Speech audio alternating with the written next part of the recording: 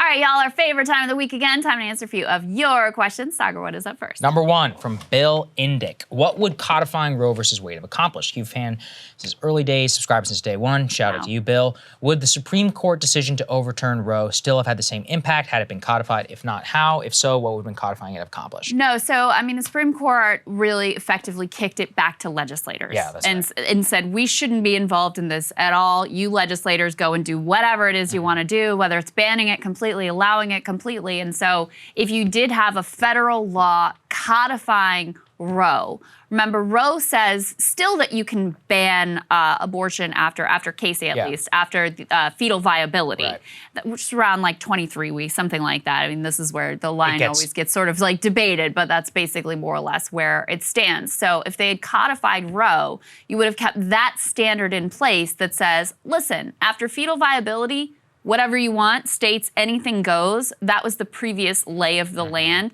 And before that, there is a right in place. Now, conservatives have already effectively, over the years in places like Mississippi, a lot of other, conservative states, southern states in particular, they've already pushed the boundaries of that with having, they call them trap laws, where it says, oh, you can only do it in, a facility that meets X and Y and Z medical standard, not because that's actually necessary for the procedure, but to rule out a lot of clinics from being able to do that. And then they go the extra level of like denying this certification to every clinic in the state. So you already had states like Mississippi had 1 clinic remaining. I think Kentucky, last I know, still had 1 clinic remaining. So there are already a lot of states where it was de facto illegal because of the way they've been able to stretch the bounds of Roe.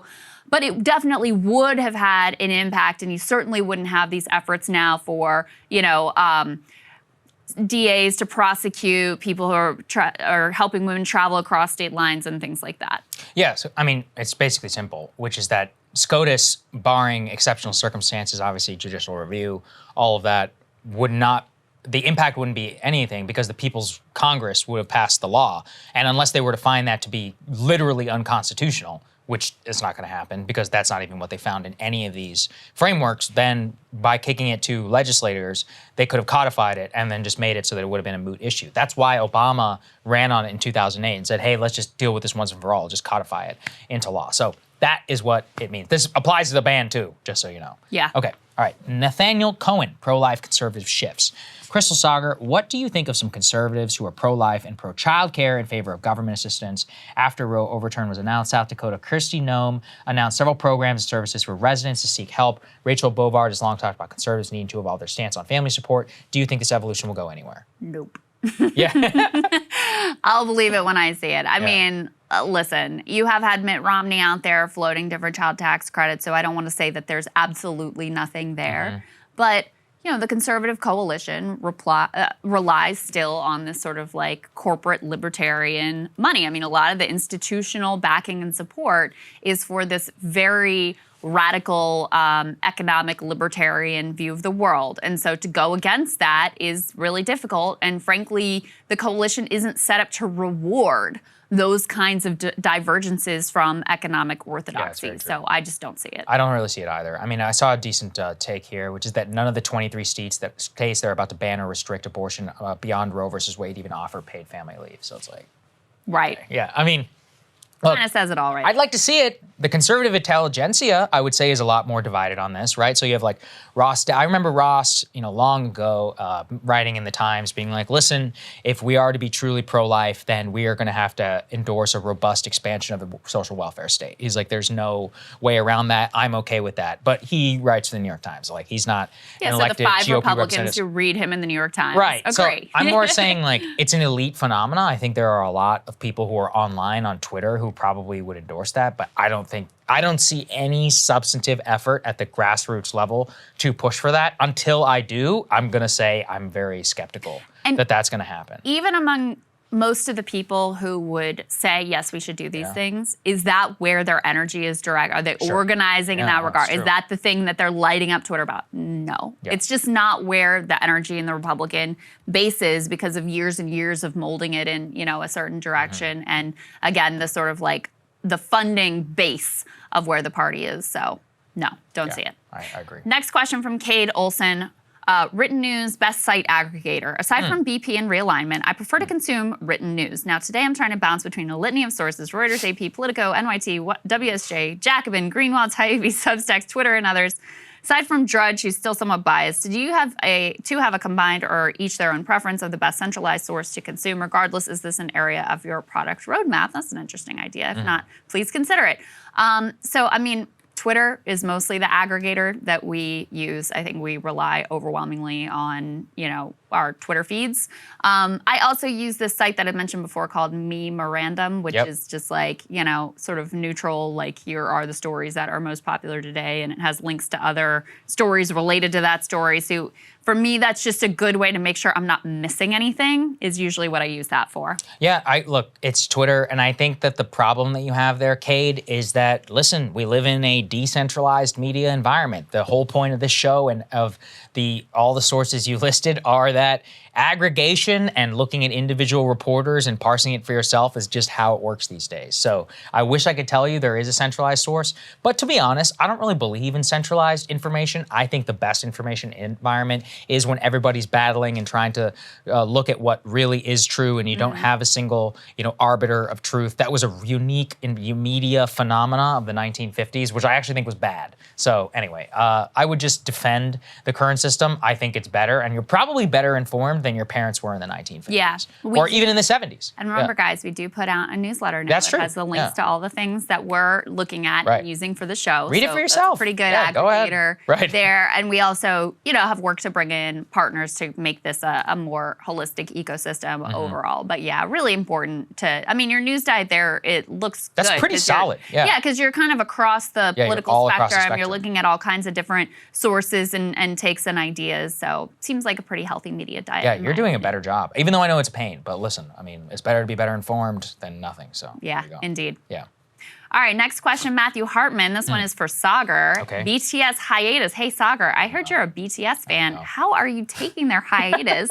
Have you or Krystal dabbled in K-pop or other media that has come out from Korea? Fun fact, I was in the top 4% of all listeners on Spotify for BTS in the year 2021. So hilarious. Yeah, I know. So I'm up there with some teenage girls in China. But was it like you played one song on a loop? No. I listen to all of them. I don't even know what they mean, and I know the lyrics to like half of their Korean songs. That's so funny.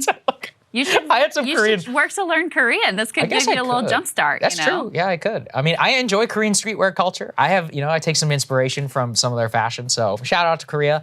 I was very sad in order to see it. That being said, look, the guys are growing up. Also, the industry of K-pop is really interesting. It's not as organic as our music industry.